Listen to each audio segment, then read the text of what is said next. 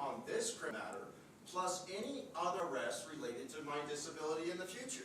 So she recognizes it, or she at least acknowledges that she knows about it. She is reserving the right to further prosecute and persecute me because for some reason this court does not recognize the Americans with Disabilities of 1990. Do you have any additional evidence to present? No, I do not. Thank you. Anything additional from the city? Thank you, Your Honor. We've heard quite a bit from Mr. Hensley regarding this issue. Is there any comment from the city? Your Honor, it's abundantly clear that Mr. Hensley disagrees with the results of the evaluation. However, that's not the standard. The legal standard is not whether he agrees with it. The legal standard is whether or not Ms. Oliden was incorrect or made an error in her evaluation. I have heard no evidence that she has done so. She indicated how she got to her evaluation, how she came to the conclusion she did, and nothing Mr. Hensley has provided today casts any dispersions on what she said or found. And so I believe at this point in time, I would just defer to the court to do as the court sees fit, but I did not hear any evidence that renders her evaluation false or incorrect. Thank you, counsel. Mr. Hensley, now is your time to make argument and make a closing statement. I answered her question in a manner that confused her, and she didn't ask for clarification. I believe if you listen to how descriptive I was and everything else that she asked me, if you listen to how acutely intelligent I was and how articulate I was, and you, Your Honor, yourself know that I know exactly what a trespassing charge is, right? I didn't believe that I trespassed. I did not answer her question in the exact manner that she wanted. She did not ask for clarification, and then she, at this point, Your Honor, is intentionally harming me rather than recognizing what is a provable error on her part. Now, as I said, I'm going to have this further evaluated, and as I said, I found her to be rather hostile. So what's going to happen is, and I believe, by the way, based off of my statements, that a guardian ad litem should be allotted me, and I believe that the courts should pay for a private investigator because there's a mountain of paperwork that I can't read. There's all sorts of evidence, and what I can report to you, sir, is your prosecution is committing crime in your court, and there is a potential that you are knowingly allowing that. I suggest, because the city has spent so much time persecuting, prosecuting me, and incarcerating me, that they just take a modicum of the amount of time that they illegally restrained and tortured and drove. Do you see these blisters on my face? Do you know how that's achieved? That's how that's achieved. So the duress that I'm under, based off of the persecution that I'm receiving in the city. I've been down to City Hall 3 different times. They refused to speak to me. I went and spoke to the city attorney. They refused to speak to me. All of that is recorded and online. Now, I understand that the courts are the ones that afford and protect my rights, but it seems to me that the courts are negating my rights, and I would like funds for a private investigator to investigate the crimes, the straight up crimes that are being committed against me. Because what I can tell you is I've already been evicted.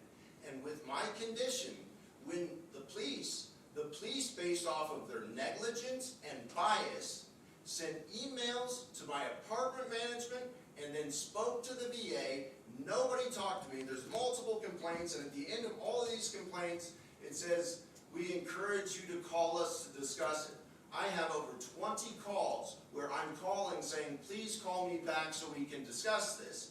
But instead, due to the corrupt nature of the courts supporting business and corporate interests over its citizens, I was evicted without cause. And now my current problem is I'm illiterate and I'm trying to file an appeal, right? And it says accepted, but then it gets kicked back. Travis has helped me numerous times. Stephanie from nation's finest has helped me numerous times, and right now, the lawyer for this corporation that owns 20 major apartment complexes in Reno and Sparks and 2 in Carson City. So this is the corporation that is going to be handling all the Section 8, all the indigent people, right? Their attorney, who is going to be very high paid, has filed a motion to have my statements and the case thrown out because one of the court's papers was not attached to it. So what I can tell you is I fear for my life. I've told you this before. I've had 3 attempts on my life in the past. They're all documented based off of being homeless and disabled. I can tell you based off of the actions of this court, that is what's going to happen to me again. But I can tell you, sir, as a 50-year-old man, damn near individuation, I will strike back. Okay. I will begin by telling you, sir, that this is a court of limited jurisdiction. I don't have authority, I don't have the power, I don't have the ability to hire a private investigator or appoint one to Are you. you implying the court does not have the ability to supply funds for a private investigator? This is that your statement? this is a criminal court. I'm telling you, I do not have the authority to do that. I can't believe you're that limited. So we can only use police officers? Mr. Hensley, the court is also not the prosecution or the executive branch. I do not have the authority. My question to you then, sir, is the court... No. This is my turn to talk. Yes, sir. This is not question time. I'd like one when you're done. I will go over specifically what has occurred here in this case. You were arraigned. You were provided counsel. You indicated that you desired to have a competency evaluation performed. Mr. Hensley, I have allowed you to speak. I have allowed you to speak. You're misrepresenting me. I can still make these statements, Mr. Hensley. Respect. You asked for the evaluation. An evaluation was conducted. Did I ask for a competency The standard, evaluation? the only, Fuck you, I apologize. the standard is a person may not be tried or adjudicated to punishment for a public offense while incompetent.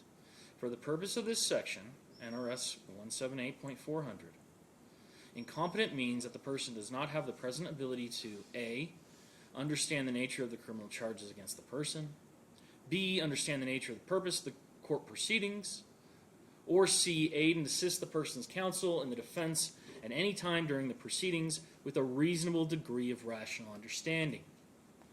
That is the standard of the competency evaluation that was ordered. That is reflected in the competency evaluation that was received by this court at the last hearing. You wish to challenge that evaluation. It's very limited. You've made statements here today, I think, misrepresenting what this evaluation determines. No, I didn't ask for a competency evaluation. You forced that on me. I asked for an understanding of my disability. Mr. Right? Hensley, here's the problem I have. Sorry. You're not permitting me even to finish making my statements. I'm doing my best if you can't tell. Well, you're not doing very well right Well, now. then I'd like to excuse And what this myself and take a recess. what because this evidently reflects. my disability is distracting you to the point that you can't do your job, or you're highly critical of me. I don't think that would behoove me, so I would like to take a recess now because, as you see, it's escalating. I'm highly self-aware, and you can say my authority can force you to stay in that chair, and then I will operate punitive measures against you because my court doesn't recognize. Yes. Mr. Hensley, are you incapable of listening to me before speaking? No, I'm incapable of not over-speaking you when I know what you're saying is patently incorrect. All right. I'm going to finish this hearing. That's my intention right now. Yes, sir. I think we're at the right tone. Reviewing the report provided by Ms. O'Leedon, listening to her testimony, the questions that were asked, and frankly, listening to the evaluation, which you played for the court, the specific evaluation, and considering what's occurred here today, the court finds that you are not able to assist counsel. And I do find that you're incompetent pursuant to the statute. The specific incompetent to proceed with the legal proceedings in this case. That's it. So does that include all future legal proceedings as well? Or are you going to use this to your advantage? This is the finding of this court for this case. Respect. Now, my final statements is, I would like to know, Your Honor, are you a mandatory reporter? It would, interesting. I am impartial, and that's my duty to be impartial. And so I'm not engaged in offering assistance to individuals, if that makes sense. So what you're The court is not an active participant. Okay, so the court is not a mandatory reporter, but on public record, that mandatory reporter is aware of the fact that I'm being persecuted by not only the prosecution, but the local policing authority. They have declared their intention to do it further. I fear for my life, and I believe that I might have to use lethal force to defend myself. So that being said, that was my final statement. I want to thank the court for its time, and be dismissed. No. I have to make the final ruling, Mr. Hensley. Respect. I'm not going to hold my shit together. Shut. Go ahead, please.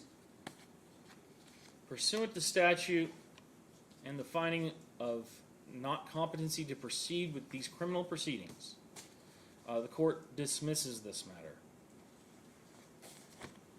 Thank you. Thank you. I'll see all of you in the future. Because evidently my disability is not recognized, so when I get arrested again, because I'm not going to leave stores for being disabled, and this prosecutor says that she's going to prosecute me for trying to buy food. So, as I said at the beginning of this, I intended on seeing you in the future, and I'm a man of my word.